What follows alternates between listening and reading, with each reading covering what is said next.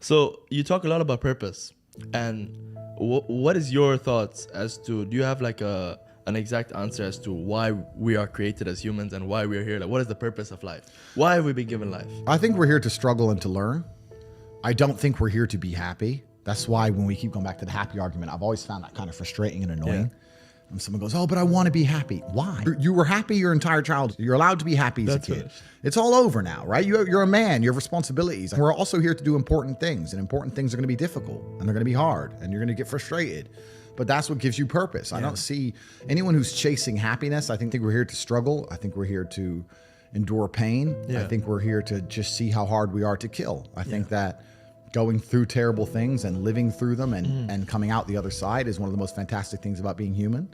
I think that it's almost like once you understand what life is really about, there's no emotion which isn't enjoyable. The only emotional state which can be seen as detrimental is feeling nothing at all. But if you're sitting at home and you're feeling truly heartbroken, at least you're feeling something, right? And I think that's the whole part of being human.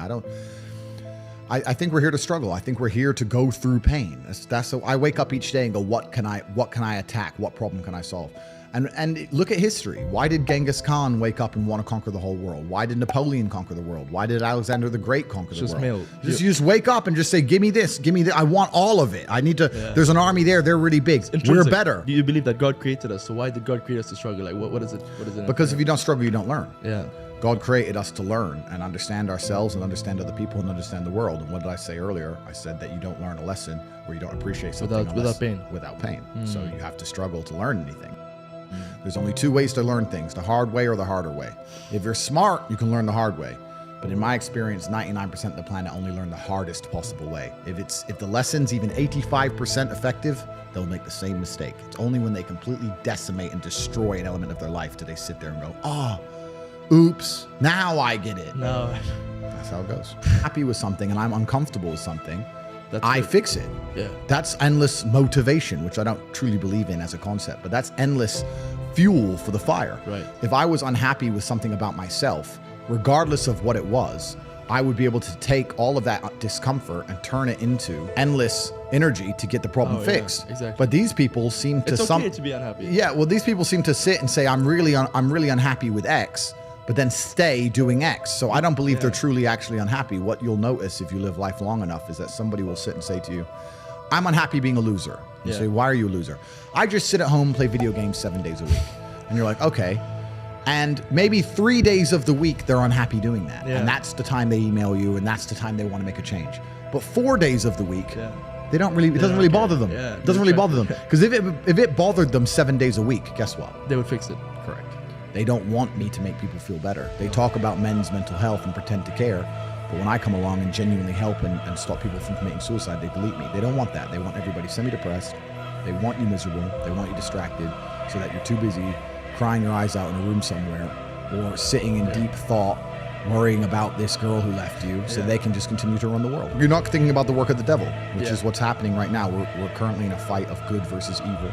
It's genuinely that serious. This is whether it's the Bible or the Quran or any superhero movie, this is the battle of good versus evil. And anybody who's sitting who doesn't see that every armed conflict on the planet, the conflict for our minds, the way the Matrix is attempting to control us, this is genuinely a battle of God versus Satan. And if you think that you can just sit idly by while these two titans go to war and you're not going to end up caught up in the crossfire, then you're absolutely and utterly ignorant at best, a coward at worst, and I think it's most likely cowardice.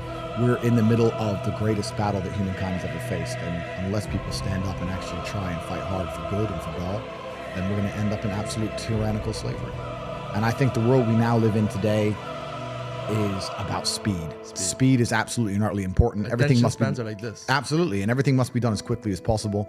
And Darwin said it, even though I'm not a proponent of evolution, he said it's the most adaptable member of the species that survives. I will change it and say nowadays the quickest member of the species survives. It's not about being the biggest or the strongest, it's about being the quickest, the most adaptable to change. Never going to be truly happy in your mind if you go against the teachings of God. I don't care how much money you make. If you're a bad person, you're not going to feel happy.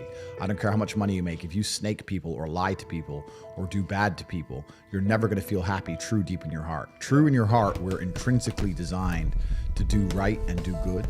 And that's something that God gave us. And when you have that, you understand that, or I need to be happy, or I think that's absolutely the wrong frame of life. You're a man, you have duty, you have honor, you have things you should be doing regardless of how you feel. And the people who are obsessed with happiness or sadness, I just think it's the wrong paradigm to view the lens of life. I think you should get up and do what needs to be done.